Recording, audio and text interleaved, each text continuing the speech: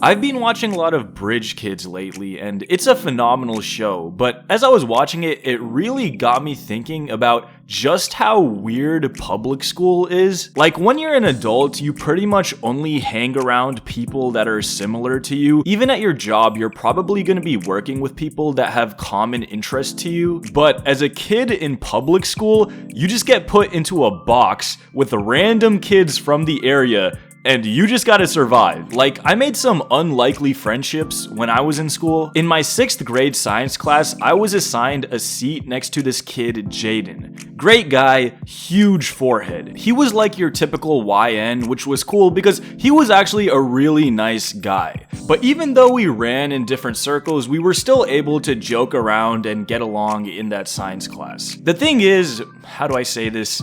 Me and Jaden had different academic priorities. I was always like the best student in that class, and Jaden, he didn't really care about his grades. I didn't really care about that, but it would be really weird because the teacher would shout out all the students that got A's on the exams whenever she handed back our graded tests, and Jaden would see that I got a 95 and I would look over and he got like a 60. So one day, we're taking a test and I turned mine in with like 20 minutes to spare, and when I got back to my desk, I looked over and I saw that Jaden was struggling with his. In the moment, I felt kind of bad and I was like, you know what? I'm gonna help my boy out. So I started nudging him and was like, hey bro, that one's C, the next one's B. And I was like covertly giving him the answers. He was low-key doing too much. He was like, oh snap. I was like, bro, chill. Bro, the teacher's gonna hear us. Fortunately, we didn't get caught. He turned in his test, and when the teacher graded it and handed it back and shouted out everyone who got A's, sure enough, there it was, my name and Jaden's name at the top. Jaden was very grateful that I helped him during the test because he was at risk for failing the class. He was so grateful, in fact, that during the next test, he started nudging me 2 minutes in, like, hey bro, what's the answer to 2? What's the answer to 4? I was like, this is not a recurring thing. I was doing you a favor for the one test because you were struggling. This is not a subscription service. But yeah, only in public school can you make weird, random friendships like that. Like, the next year in 7th grade, I took Orchestra. I played viola, and if you took Orchestra, you know that there's only a handful of viola players in every class. In my class, there was like 8 viola players, and one of them was this 8th grader named Marco that somehow became my friend. Orchestra was full of the biggest nerds ever, and I didn't really fit in with the typical orchestra nerd, so I just gravitated towards this guy Marco because he was so fascinating to me. First off, he was on the football team, so we already bonded about sports. Second off, he was dating this girl Alexis in my grade who I thought was pretty cute, so that gained him aura points with me. But it would get uncomfortable because she was also in that orchestra class and they would always be cuddling in the back of the classroom. Anyways, Marco would drop the craziest lore on me randomly. He lived in this apartment complex close to the school where a lot of students lived, and he told me they just had a fight club in the apartment complex where kids would literally just fight each other, and he would just show me videos of him beating up some dude. Marco was a chill guy, but he was not someone you would want to mess with. I mean, he was enormous. Like, imagine Tony Gonzalez if he was 14. He was also like the horniest guy I've ever met. Like, he would always talk about how he wanted to crack our orchestra teacher. We'll call her Miss Par. She hated us, by the way. She didn't even really like the orchestra nerds. I don't even know why she was a teacher. She was pretty thick though. That class was actually a joke, bro. One time Miss Par tried to catch me slipping. You know how teachers will call on you to answer a question when you look like you're not paying attention to try to embarrass you in front of the class? Well, one time she was asking questions and I was randomly stretching and she was like, Rowdy, how about you answer the question? She was already in a bad mood, like she always was, and I was like, I didn't raise my hand, I was just stretching, and she said, I don't care, you're clearly not paying attention, now answer the question. The thing is, I was paying attention, so I answered it correctly, and she was clearly flustered because she wanted me to fumble in front of the entire class, and it's like, seriously, that's how you're gonna get your joy for the day, by trying to embarrass a 13-year-old? Also, this has nothing to do with the video, but there is a couple that lives right above me, and they are getting freaky right now, and it is very loud and very distracting. I hope it's not making it into the recording, but the thumping and giggling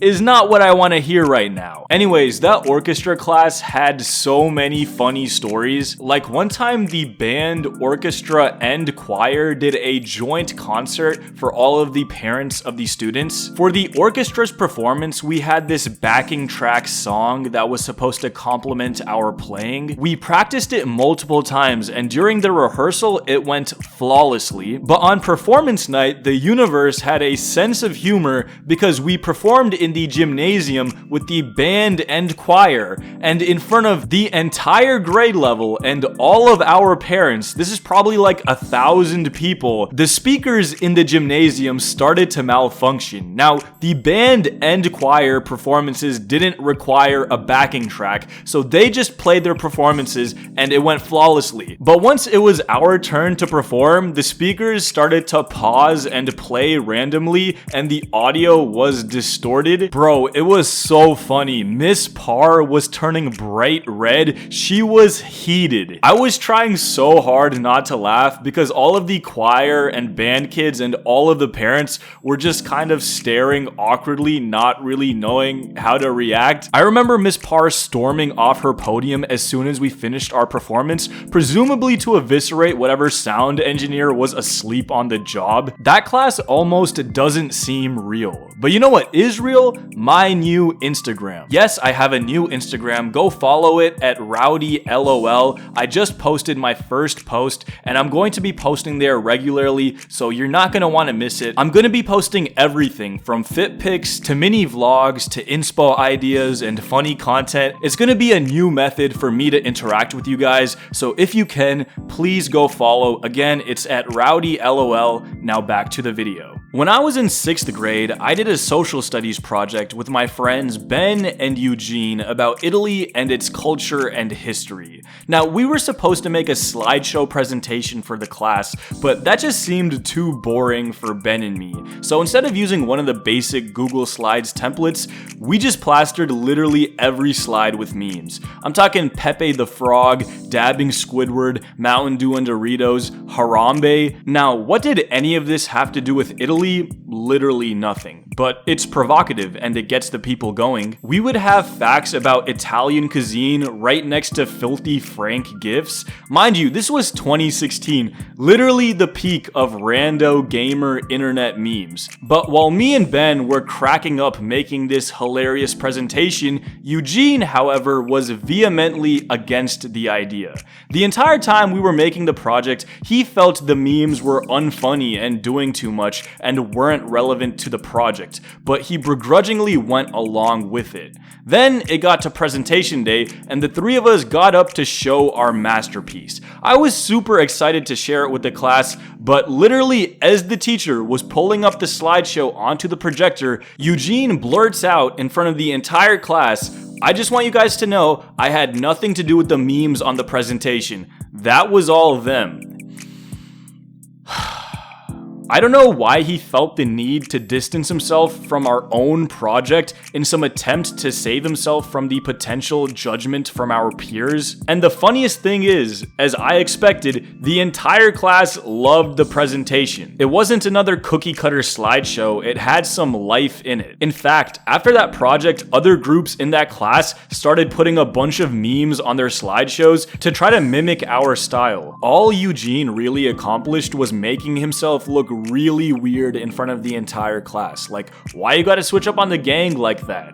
public school has got to be the most accurate reflection of the youth of a community. And I rant about school a lot, and there are a lot of pointless things in school, but I'm truly grateful for the weird experiences and strange people I met in my time at school. Let me know your weird experiences about public school in the comments, and again, please follow my new Instagram @RowdyLOL.